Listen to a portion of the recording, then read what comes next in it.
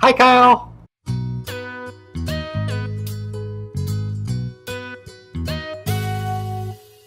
What am I excited about right now? And it's interesting because like a lot of my most recent excitements have been really high highs. And what is the next big thing that's like got me super interested? The most interesting thing that's going on right now for me is I am watching a TV show called Terrace House. I'm really excited about watching the rest of it. Terrace House is a reality TV show from Japan. It aired on Fuji TV, then it went away, and Netflix was like, let's bring it back with Fuji TV, and now it's basically a Netflix original series that also is on a television station in Japan. What is Terrace House? How do I explain it? First off, I want to say I'm not saying Terrence. It's not a guy named Terrence's house. It's terrace. So like the thing that you would see around a house, basically. Terrace House is not exactly a dating reality show, but it's not exactly how Americans would think of a reality show either. 6 people, 3 boys, 3 girls, live in a house together. Sounds a lot like Real World. But instead of the whole stop being nice, start getting real garbage, it's people behaving uniquely Japanese. For the most part, everyone gets along in a way that you wouldn't see in a TV show. They're all extremely nice and helpful to each other. One of the first things that happens is a guy is like, hey, I want to help you guys achieve your goals. Like, let's go around the room and talk about our goals. Now, did that go over well? I'll let you watch it and find out. Ultimately, everyone comes from a place of good. They're all extremely happy for each other. They're very supportive.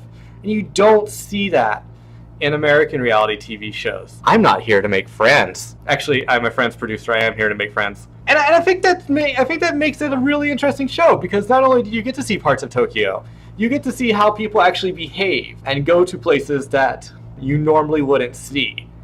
It's a very uniquely Japanese show that would never work in America.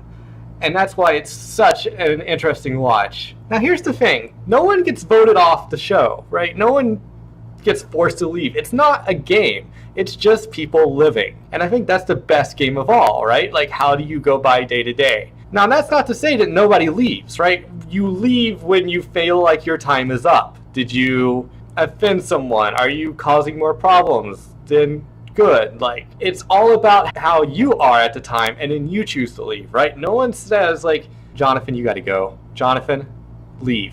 I'm begging you, Jonathan, can you please get out of the house? Jonathan. But ultimately, these 6 people are only half the show. Because the great part about the show is that when the show kind of gets meta and comes back and you see a bunch of commentators who react to what they have just seen.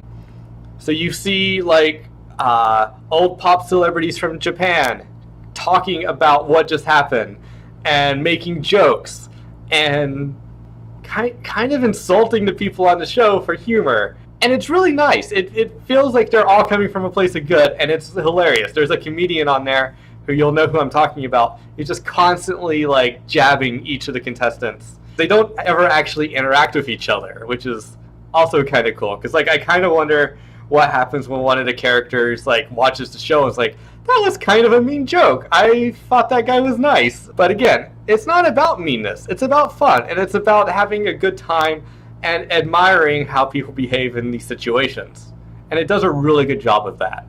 Now, Kyle, I already know that you don't care for roommates.